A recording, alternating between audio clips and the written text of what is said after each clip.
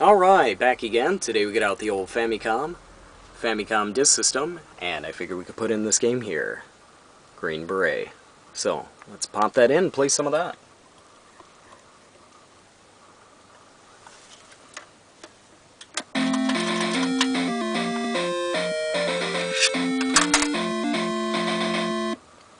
Now, when I picked this game up, at first I just noticed that it was made by Konami, and I figured, hey, Konami makes such great games, I can't go wrong.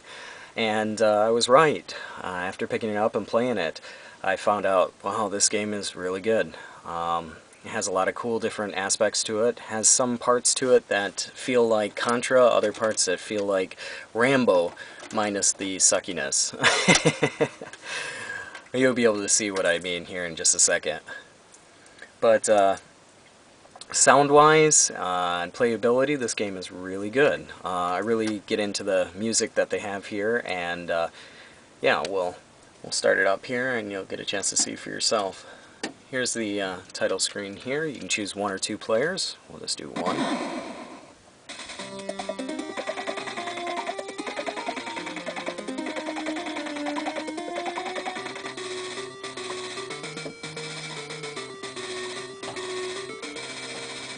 Now I know there's a couple of YouTubers, a couple of my friends actually, that have Famicom disk systems, and if you don't have this in your collection yet, I would definitely recommend looking for it and picking it up. When I first saw the first stage here, I thought, oh no, it's Rambo. But then after playing it for 5 seconds, I realized it wasn't. So right off the bat, a lot better than Rambo in the fact that he's wearing clothes and he's got a knife. And soon after, he's got a secondary weapon, which is his rocket launcher. Now, with your B button, that's your knife. With your A button, that's your secondary weapon. With all of these guys, these soldiers who are in orange, they wind up giving you secondary weapons. So,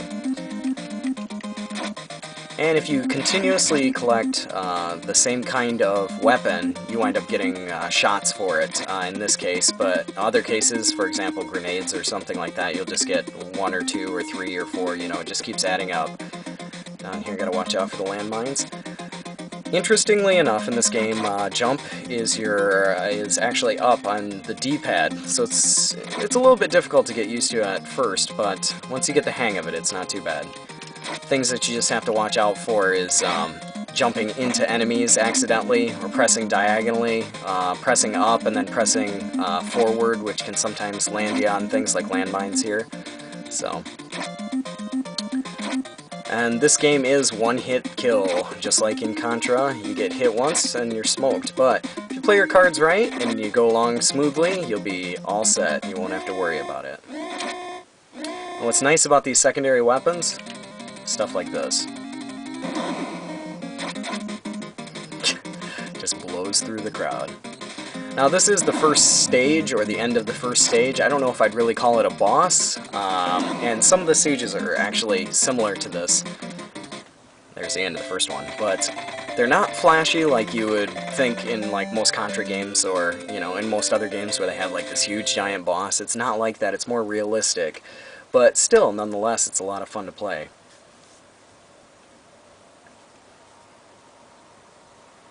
Also, in some of the stages, they do have some secrets, to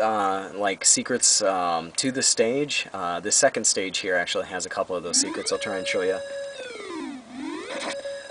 And another really cool part about the game is if you get hit, because it's a one-hit death, most games will actually say like rest 1 and they'll jump back out to a black screen, but this game doesn't do it. It keeps you in-game, keeps the music running, and just drops you back in, and I like that feature.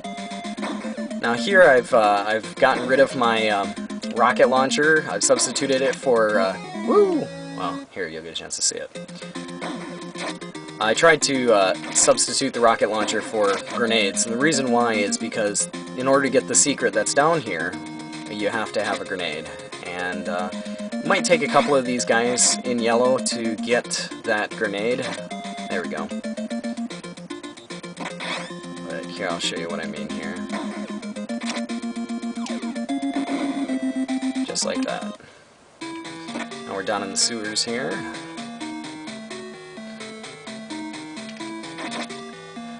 There's just so much I like about the game. It's just a really cool game.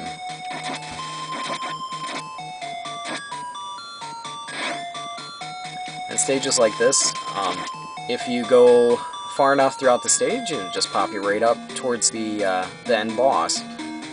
And once again, you know, like the first boss, the boss in this stage is not really like some huge boss or anything like that, but that's a little bit different.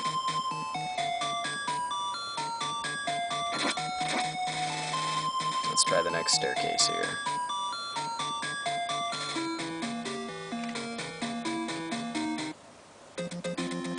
Not sure exactly how far we'll be able to get in the game, but if you notice up in the upper left-hand corner, it'll show you how many lives you have. The POW in the middle is how many shots you have for your weapon. Oh, there's one. Oh. Ah, I got stuck there. Ah, there we go, one more. There we go. Alright. And I got through our second stage.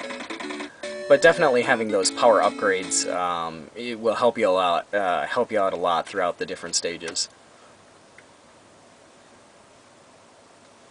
Just the probably the most difficult part is retaining them.